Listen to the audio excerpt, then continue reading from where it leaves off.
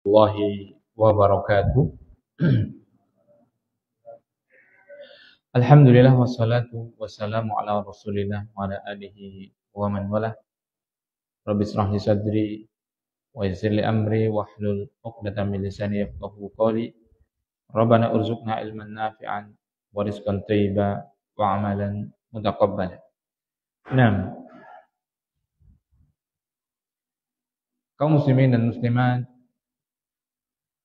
hadirin wal hadirat, rahimani wa rahimakumullah.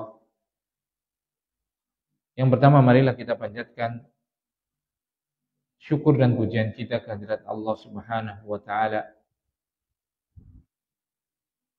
yang mana dengan nikmatnya semata kita masih diberikan kesempatan untuk beribadah kepada Allah Subhanahu wa taala di alam dunia yang sangat singkat ini, yang tidak tahu kapan kita akan dipanggil olehnya Subhanahu wa ta'ala. Oleh karena itu, manfaatkan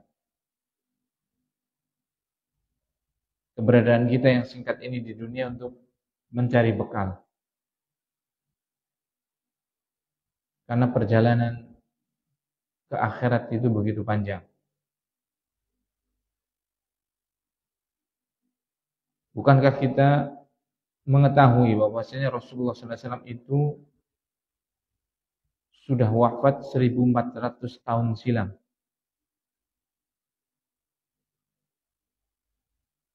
Padahal usianya hanya 63 tahun. Keberadaan beliau Shallallahu Alaihi Wasallam di dunia dan sekarang di alam kuburnya itu sudah berbanding 1:20-an sekian. 20 kali lipat, ya kan? Itu nggak tahu sampai kapan masih. Karena kiamat nggak ada yang tahu, ya tidak? Itu luar biasa. Berarti sebentar sekali hakikatnya di dunia. Terlebih di akhirat kelak, yang Allah Subhanahu wa taala mensifati fi yaumin kana miqdaruhu 50 alfasana. Satu hari di akhirat itu kelak itu sebanding dengan 50.000 tahun dunia. Subhanallah. Satu harinya seperti 50.000 tahun. Itu hanya perbandingan saja menunjukkan yang begitu banyaknya. Karena hakikatnya abadi di sana itu. Subhanallah. Maka jadilah hamba-hamba yang cerdas, kata Sayyidina Ali radhiyallahu taala anhu. Yaitu menjadi hamba-hamba akhirat yang memikirkan kebahagiaan yang abadi. Bukan menjadi hamba dunia yang sangat singkat ini. Fatazawwadu, maka berbekalah. Fa inna khairaz zadi taqwa. Dan bekal yang untuk ke akhirat adalah ketakwaan, amal saleh kita. Bukan dunia yang kita kumpulkan atau kita miliki. Yang kedua, sholawat dan salam mari kita perbanyak. Kita haturkan kepada baginda yang mulia Muhammad Sallallahu Alaihi Wasallam, pada keluarganya, sahabatnya, dan seluruh kaum muslimin dan muslimat yang senantiasa berpegang teguh dengan ajaran beliau Sallallahu Alaihi Wasallam. Nah, pada malam yang penuh dengan keberkahan ini, seperti biasa malam Kamis, setelah maghrib, kita belajar bersama membaca sebuah kitab yang sangat agung, yang memiliki manfaat luar biasa, yang ditulis oleh Al-Imam An-Nawawi rahimahullahu ta'ala, yaitu kitab Riyadhus Shalihin min kalami Sayyidil Mursalin. Nah, sampai kita pada bab al-yakin wa tawakkul, yakin dan tawakal. Sampai pada hadis yang ke-5 dari bab yakin ini, atau hadis yang ke dari awal kitab ini. Qala al-mu'allif rahimahullahu taala, berkata penulis, semoga Allah Subhanahu wa taala merahmatinya, al-khamisu an Jabirin annahu ghaza ma'an nabiyyi sallallahu alaihi wasallam qibala Najdin. Dari sahabat yang mulia itu Jabir ibnu Abdullah, bahwasanya beliau pernah berperang bersama Rasul sallallahu alaihi wasallam ke arah Najd. Falamma qafala Rasulullah sallallahu alaihi wasallam qafala ma'ahum. Maka ketika Rasulullah sallallahu alaihi wasallam pulang dari peperangan tersebut, maka dia pun pulang bersama mereka. Fa'ad raqathumul qailatu fi wadi kasiril idha. Fi wadin kasiril idha. Maka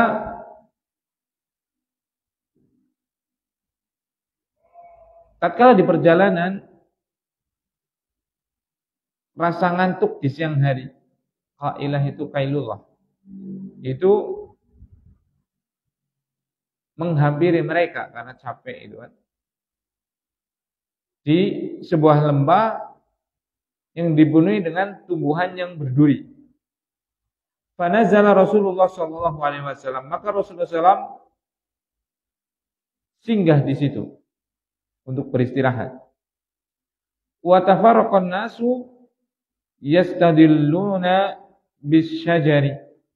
Maka manusia, maksudnya para sahabat, berpencar untuk berteduh di bawah pohon.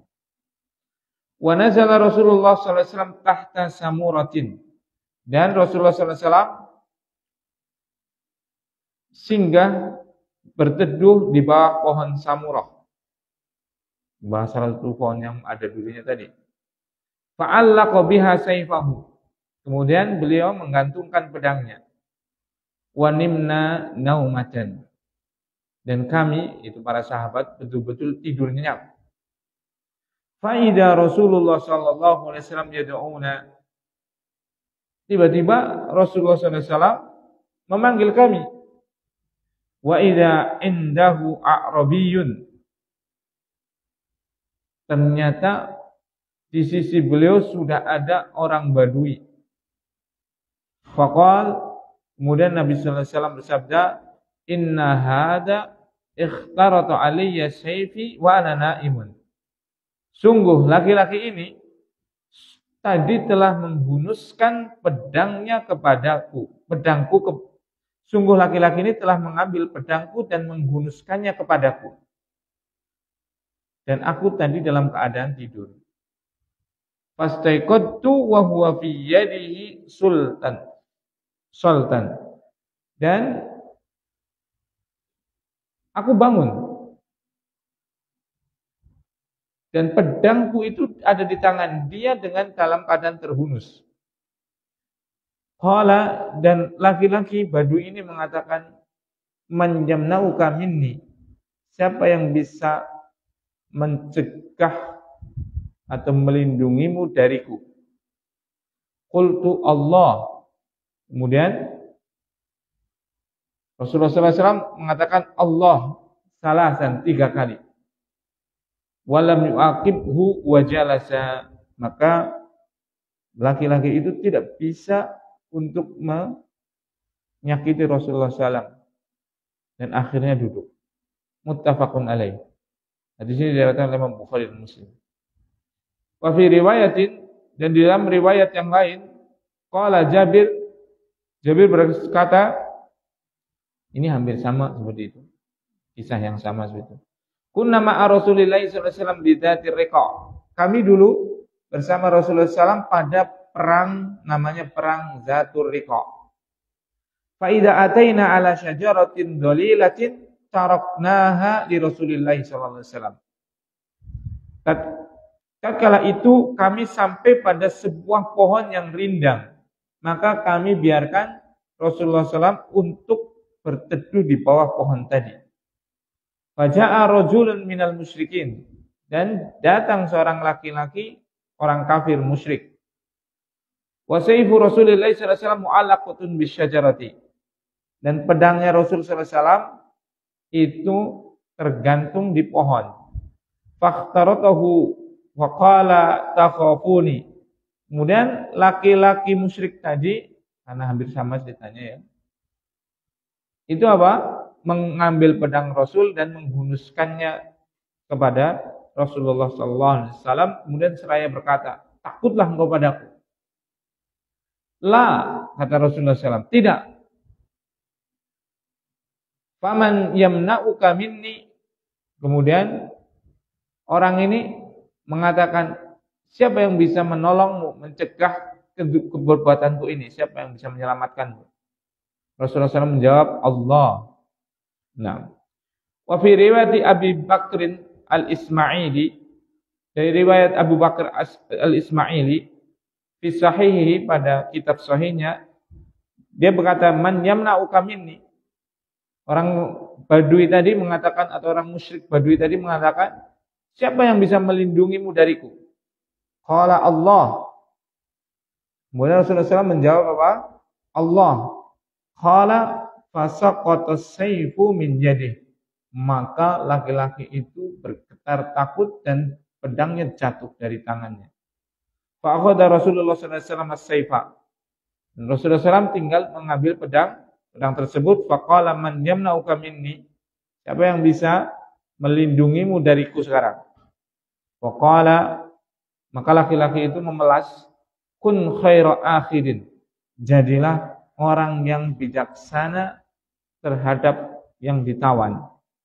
Faqal, maka Rasulullah SAW bersabda, tashhadu an la ilaha illallah. Kamu bersyahadat, la ilaha illallah, wa anni Rasulullah, dan aku adalah Rasulullah. Qala la. Laki-laki itu tidak mau bersyahadat, tidak mau masuk Islam. Walakinni u'aihiduka, tapi aku berjanji, alla uqatilaka, tidak akan pernah memerangimu lagi. Wala akuna ma'a qaumin yuqatilunaka, dan aku tidak akan pernah bergabung dengan kaum yang memerangimu. Fa khalla sabilahu, maka Rasulullah SAW membiarkannya pergi gitu loh, dimaafkan. Fa ata ashabahu, maka orang ini sampai pada ke teman-temannya. Qal, kemudian berkata, ji'tukum min indi khairin nas, aku datang kepada kalian dari sebaik-baik manusia, maksudnya Rasulullah sallallahu alaihi wasallam. Nah, barakallahu fiik. Pintunya tutup. Nah, hadis yang kelima ini dari Jabir ibn Abdullah radhiyallahu taala anhu. Bahwasanya beliau menceritakan, beliau pernah berperang bersama Rasulullah SAW ke arah Najd. Jadi Rasulullah itu Masya Allah, hidupnya itu memang betul-betul berjuang. Berjuang untuk apa? Agar orang itu mengucapkan la ilaha illallah Muhammadun Rasulullah. Berjuang untuk itu saja, enggak ada lebih. Agar manusia itu mengenal Islam. Karena dengan Islam taslam, kamu pasti selamat. Aslim taslam, masuklah Islam pasti kamu selamat. Karena Islam itu satu-satunya jalan keselamatan dunia dan akhirat. Tidak ada yang lain. Dan Rasulullah SAW berjuang dengan seluruh apa yang beliau miliki. Hartanya, kedudukannya, kehormatannya, bahkan jiwa raganya. Masya Allah. Tidak untuk apapun, tidak untuk kekayaan, tidak untuk kekuasaan, tidak ada maksud satupun. Beliau bukan orang yang kaya, kalaupun beliau mau kaya, sangat kaya memang. Tapi beliau tidak sedikit pun mengumpulkan harta. Beliau bagi-bagikan itu harta. Beliau bukan raja, karena memang beliau nggak menginginkan kekuasaan. Beliau tidak punya negara, karena memang beliau tidak ingin mewariskan tahta kepada anak-anaknya. Bahkan Allah SWT ambil anaknya yang laki-laki tatkala masih kecil, itu Ibrahim radhiyallahu taala. Masya Allah. Ini harus kita contoh. Hidup kita adalah bagaimana kita selamat di atas Islam, di atas syariat Islam. Kemudian kita berusaha apa? Mengajak manusia untuk apa? Masuk Islam. Untuk apa? Mempelajari Islam. Untuk apa? Mengamalkan syariat Islam. Pasti manusia akan bahagia. Pasti manusia akan selamat. Yakin itu. Kapan? Tatkala bersyariat dengan syariat Islam. Pasti itu. Gak ada lagi jalan untuk keselamatan, kebahagiaan, ketenangan yang hakiki dunia dan akhirat kecuali kita mengamalkan Islam. Seperti itu. Dan Rasulullah SAW betul-betul mendakwahkan syariat Islam ini sampai beliau apa? Berperang. Kemudian falamma qafala Rasulullah sallallahu alaihi wasallam qafala ma'hum. Kemudian tatkala Rasulullah sallallahu alaihi wasallam pulang dari jihad tadi, mereka pun berulang bersamanya. Dan namanya habis berperang otomatis capek gitu kan. Bismillah. Dan mereka itu Rasul dan para sahabat itu ngantuk di siang hari. Jadi ada sunnah yang sekarang itu manusia itu terlelapkan. Padahal ini adalah baik sekali. Itu namanya qailulah. Qailulah itu adalah tidur di waktu siang, walaupun sebentar. Itu luar biasa baiknya. Seperti itu. Dan ini sudah diteliti dan pasti benar. Nah itu. Nah, ternyata tatkala pulang tadi, Rasul dan para sahabatnya itu apa? Ngantuk. Mendapatkan apa kan? Kantuk karena capek tadi. Di sebuah lembah yang dipenuhi dengan tumbuhan yang tumbuhannya itu memiliki banyak duri. Seperti itu. Maka Rasulullah SAW apa? Singgah di lembah tersebut. Dan para sahabatnya berpencar. Maksudnya karena ya, kita tahu sendiri Jazirah Arab itu adalah yang panas gersang gitu kan. Makanya para sahabatnya apa? Berpencar, berteduh seperti itu.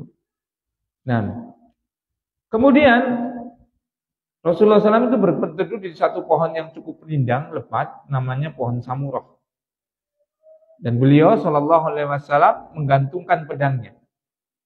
Jadi itu Rasulullah SAW itu tidak cuma apa cakap dalam berdakwah, tapi cakap dalam berdagang, cakap dalam diplomasi, cakap dalam berperang. Beliau itu pemberani sekali. Seperti itu. Mari kita lihat nanti bagaimana pemberaninya Rasulullah SAW nanti. Kita lihat ini. Wanimna nauman, kemudian sahabatnya apa? Pada tidur. Rasulullah pun tidur juga. Tapi tiba-tiba Rasulullah SAW memanggil kami, itu memanggil para sahabat. Maka kita langsung apa? Para sahabat itu langsung mendatangi Rasul Shallallahu Alaihi Wasallam. Ternyata Rasulullah SAW itu sudah apa? Menyikap lah. Nyikap itu apa? Nyikap wong ya. Apa? Ngerangkulnya kayak batir gitu. Ini bukan batir, ini musuh ini. Dia sudah menangkap apa? Seorang Arab musyrik, Arab Badui musyrik yang menginginkan untuk apa? Membunuh Rasulullah Shallallahu Alaihi Wasallam. Jadi tatkala Rasulullah SAW tadi tidur, masya Allah itu hidupnya sebenarnya luar biasa itu. Hidupnya selalu diintai oleh musuh-musuhnya. Tatkala lengah tidur sebentar saja, pedang yang digantungkan tadi diambil oleh orang Badui musyrik tadi. Kemudian apa? Dihunuskan di depan Rasulullah SAW dan Rasulullah SAW terbangun. Kemudian Arab Badui tadi mengatakan apa? Mayamna'uka minni. Siapa yang bisa melindungimu sekarang? Masya Allah. Coba. Musuh sudah meringkus kita dengan pedang di tangan, tidak ada jarak dan kita baru terbangun. Coba. Kalau orang tidak punya keyakinan, tidak punya tawakal kepada Allah SWT semata, sudah pasti menyerah pasti. Ya tidak? Tapi lihat bagaimana orang yang punya tauhid, punya keyakinan, bersandarnya kepada Allah SWT semata. Apa kata Rasulullah SAW? Allah. Coba. Getar itu langsung orang itu. Makanya di dalam suatu riwayat sampai apa? Pedangnya itu apa? Jatuh. Saking bergetarnya. Coba. Orang itu zaman sekarang itu yang paling kuat adalah mentalitas kaum muslimin. Mentalitas itu perlu sekali. Ini Rasul Shallallahu Alaihi Wasallam mentalnya kurang apa coba? Subhanallah. Ya tidak. Bangun tidur sudah disikap oleh siapa? Musuh yang mana pedangnya sudah betul-betul apa? Di depan lehernya. Coba, tak satu pun ada rasa takut menghampiri beliau Shallallahu Alaihi Wasallam.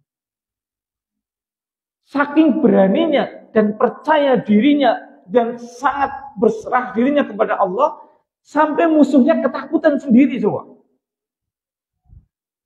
Iya kan? Sampai ketakutan dan akhirnya pedangnya tadi jatuh. Subhanallah coba. Antum kalau melihat orang yang pemberanian seperti itu, kita bingung sendiri kan? Itu. Makanya kita itu, barakallahu fikum. Kalau belajar Islam, akidah yang benar, itu akan menimbulkan apa? Kekuatan mentalitas yang luar biasa. Kaum muslimin sekarang jangankan musuh di depannya yang sudah megang pedang, tinggal apa? Memotong leher kita. Hari besok aja sekarang manusia itu takut kaum muslimin sekarang. Ya tidak? Takut hari esok makan apa? Astagfirullahaladzim. Apalagi mikirin untuk jihad. Iya kan? Hari esok aja takut.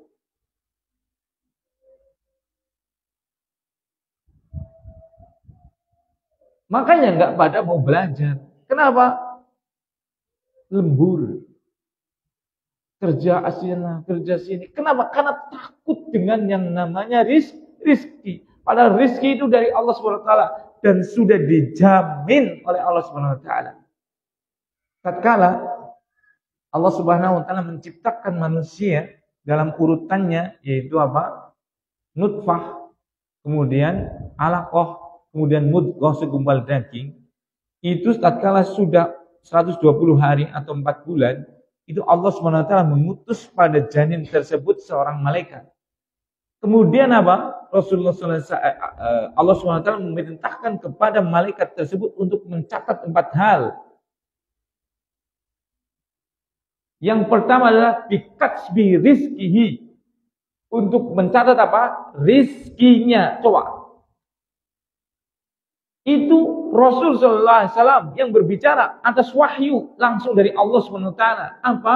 Janin yang baru 4 bulan itu sudah sempurna.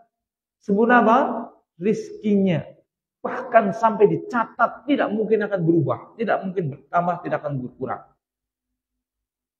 Masya Allah.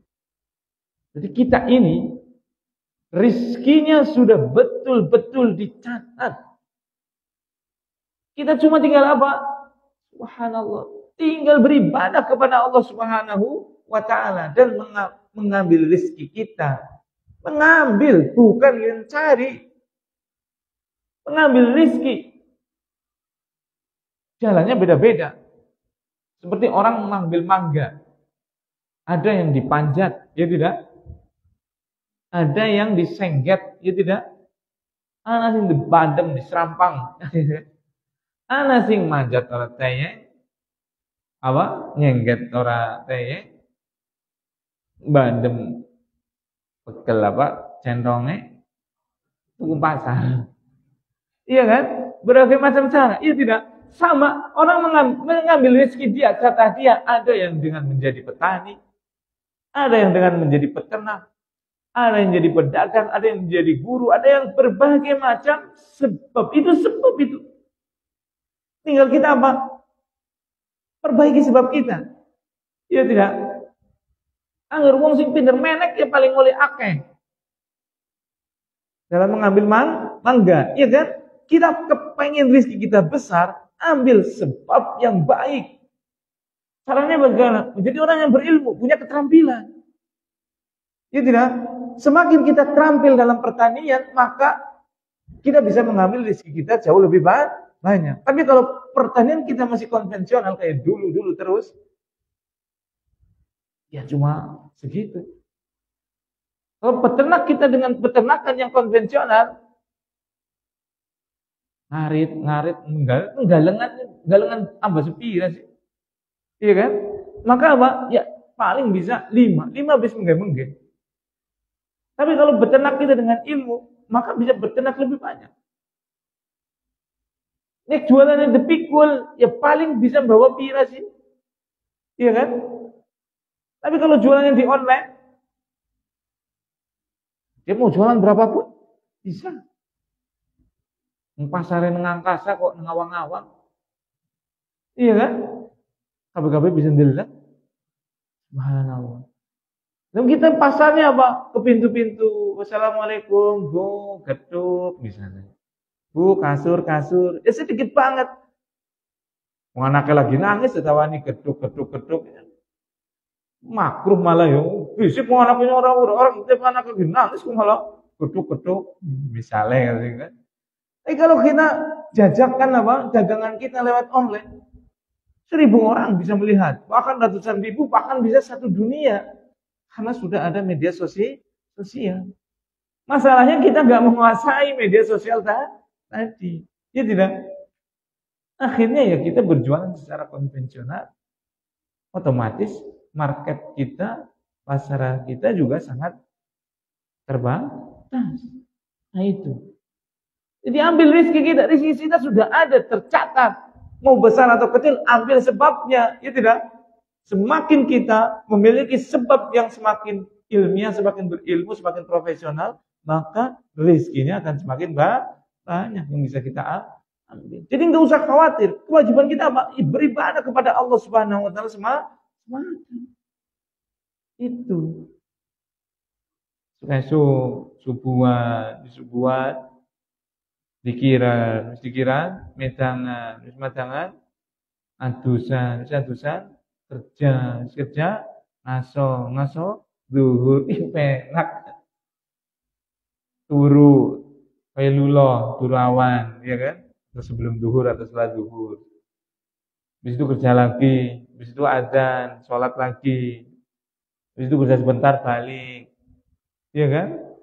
Itu mandi, istirahat, ngomong bocah, habis itu nunggu maghrib, ngumpani pedus, misalnya, habis itu maghrib, habis itu ngaji, atau tilawah, baca Quran, deresan, habis itu isya, habis itu berkumpul sama keluarga, nemani anak belajar, atau yang lainnya. Gitu terus malam bangun tahajud. Seperti itu rutinitasnya, enak sebenarnya. Sesederhana itu sebenarnya hidup. Cuma kita yakinnya itu berbeda-beda. Yakin itu tidak bisa menjadi kuat kecuali di atas ilmu. Ilmu itu dari mana? Al-Quran dan dari hadis Nabi SAW dan dijelaskan oleh para ulama dalam kitab-kitabnya. Seperti ini misalnya. Riyadhus Shalihin. Imam Nawawi rahimahullahu ta'ala. Itu nanti mentalitas kita jadi kuat. Nanti keyakinan kita jadi kuat. Semua orang sepakat bahwasanya faktor kesuksesan siapapun dunia dan akhiratnya itu di keyakinannya. Sampai pun masalah dunia. Seperti itu. Nah ini Rasulullah SAW bagaimana apa? Kekuatan mentalnya nggak ada sedikit pun rasa takut. Akhirnya apa? Musuhnya sendiri yang apa? Takut. Subhanallah. Seperti itu. Tapi tatkala coba dibalik sekarang sampai pedangnya terjatuh, kemudian Rasulullah SAW apa? Memanggil pedangnya, kemudian apa? Tinggal dibalik posisinya. Ma yamna'uka minni. Siapa coba yang akan menyelamatkanmu dariku sekarang? Subhanallah. Orang nggak punya iman, takut sudah dia. Maka dia memelas. Kun khairu akhirin. Mohon, jadilah engkau orang yang baik tatkala menawan, tatkala mengambil tawanan seperti itu. Dan coba, apakah Rasulullah SAW membunuhnya? Tidak. Apa kata Rasulullah SAW? Karena tadi saya sampaikan, Rasulullah SAW mengorbankan seluruh apa yang ia miliki, hartanya, kedudukannya, kehormatannya, bahkan jiwa dan raganya, untuk apa? Agar orang masuk Islam. Makanya Rasulullah SAW mengajak apa? Tasyhadu alla ilaha illallah. Kamu bersyahadat la ilaha illallah wa anni Muhammadun Rasulullah, dan aku itu Muhammad, Rasulnya Allah. Sudah, itu aja sudah. Kamu nggak akan dibunuh, kamu nggak akan dijadikan budak, kamu nggak akan ini dan itu. Tidak, subhanallah. Coba. Itulah Rasul SAW. Dan kita berusaha menjadi pengikutnya Rasul. Yaitu apa? Menginginkan kepada manusia hanya menyampaikan dakwah Islam. Itu saja sudah. Nggak ada embel-embel. Barakallahu fikum. Nah, kemudian apa? Orang Badui ini belum mau masuk Islam. Tapi dia berjanji, saya benar-benar tidak akan apa? Saya berjanji tidak akan apa? Memusuhi, memerangimu, tidak akan pernah. Kemudian apa? Saya juga tidak akan pernah bergabung dengan orang-orang yang memusuhimu. Masya Allah. Coba. Karena memaafkan akhirnya apa? Lawan menjadi apa? Tenang. Begitulah. Sifat memaafkan itu tidak akan pernah membuahkan kecuali kebaikan. Bahkan tatkala orang ini pulang ke kaumnya, pulang ke teman-temannya, dia mengatakan apa? Ji'tukum min indi khairin nas. Aku datang kepada kalian dari sebaik-baik siapa? Manusia. Itu Muhammad sallallahu alaihi wasallam. Nah itu. Kita tidak tahu. Tatkala kita memaafkan, bisa jadi apa? Dia akan menyampaikan apa? Mulianya Islam. Mulianya dai Islam. Mulianya Nabi sallallahu alaihi wasallam. Akhirnya bisa jadi apa? Manusia itu apa? Berbondong-bondong untuk apa? Masuk kepada Islam. Barakallahu fiik. Jadi itu. Di sini diajarkan beberapa faedah. Yang pertama, bagaimana pengorbanan Rasulullah Shallallahu Alaihi Wasallam dalam mendakwahkan apa? Syariat Islam. Seluruh apa yang beliau miliki sampai jiwa raganya, berperang dan yang lainnya, taruhannya nyawa, beliau lakukan. Yang kedua, bagaimana pengorbanan para sahabatnya untuk mendukung Rasul. Karena kita tidak bisa untuk apa? Melakukan sesuatu sendiri. Ya bisa tapi sangat terbatas. Ya tidak? Makanya anak ingat itu ucapan nasihat dari dosen kami itu Ustaz Dr. Anas Burhanuddin. Sekarang itu bukan zaman Superman. Tapi zamannya super team. Superman apa-apa sendiri gitu kan namanya Superman. Motong patung Liberty ya bisa, mabur ya bisa, apa bisa, pesawat bisa ditepuk kan ya. Seperti itu kan. Enggak ada itu kan, itu fiktif gitu kan. Seperti itu. Kalaulah kita kuat dan memang kita punya kemampuan, namanya orang pasti punya kemampuan, tapi kan sangat terbatas. Makanya bikin tim. Jadilah super tim. Seperti itu. Yang punya ilmu bantu dengan ilmunya, yang punya uang bantu dengan uangnya, yang punya tenaga bantu dengan tenaganya. Agar apa? Dakwah ini berkembang. Berapa tahun sudah anak berdakwah baru bisa beli mic yang kayak gitu tuh. Yang harganya cuma mungkin 300 atau 400 atau berapa. Karena nggak ada duit, dari dulu beli mic kayak gini. Itu baru itu. Karena butuh, ya kan? Nah itu ya kita kemampuannya terbatas. Baru bisa beli mic yang agak layak. Sehingga semoga bisa lebih mudah didengar. Nggak berbet, nggak jelas seperti itu. Nah ini perlu apa? perlu dana, ya tidak, perlu uang, perlu biaya. Seperti itu. Perlu juga orang yang bantu untuk apa? Mengoperasionalkan. Seperti itu. Dulu anak kadang sendiri. Masang sendiri, nyalain sendiri. Makanya kalau bangkunya kosong, berarti anak itu nyetel sendiri itu. Uduk. Sekarang ada ahwaman misalnya, nyalain dan yang lainnya. Itu kan Masya Allah. Itu membantu untuk apa? Dakwah. Seperti itu. Barakallahu fikum. Dan semakin banyak orang yang bersinergi, maka akan semakin apa? Menyebar dakwah yang hak ini. Seperti itu. Makanya kita juga pengen membangun usaha. Yang itu perlu, semuanya perlu. Hanya kalau ada yang punya tenaga, mungkin ke sini bantu apa, itu apa-apa. Ada dana ini buat beli domba misalnya, untuk wakaf produktif, silakan. Seperti itu barakallahu fikum. Sehingga apa? Kita bisa apa? Berkembang. Dan berkembang kita tadi kayak Rasul, tidak akan bikin kerajaan, tidak akan mengumpul kekayaan, tapi untuk apa? Dakwah. Kalau kita punya apa? Badan usaha, dakwah bisa berkembang. Sekolah digratiskan dan yang lainnya, iya kan? Nah ini Rasulullah SAW itu punya sahabat yang loyalitasnya itu. Loyalitasnya itu seperti apa? Apa kata Umar radhiyallahu ta'ala anhu?